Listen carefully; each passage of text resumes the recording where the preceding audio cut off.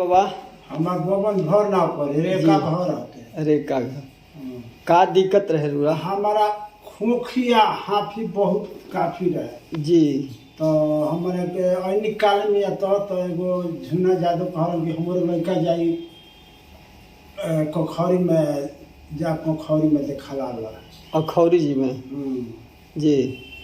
तो हम ऐनी तो ओकरा पाछा कहल कि हमरो लड़का जाई से जा उनके में देखावत तो ऐनी तो देखला नहीं ओकरा बाद 2 घंटा के बाद लड़का हुआ है।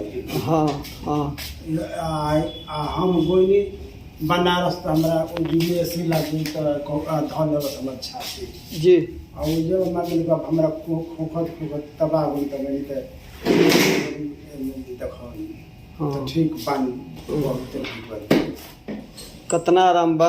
बहुत आराम बा तन मने है पेटवा है जिंदगी तनैला लखा रहता मजा खतरे स्थिति हली। अच्छा और मरीज के का कहो कितना सस्ता इलाज भइल? 100 रुपया फीस जी। और इलाज में ढेर दम नहीं कही है बात है जी। और मरीज के का कहब कि आके देखाओ आके जब बक्सा खरीदी में देखा ला जी।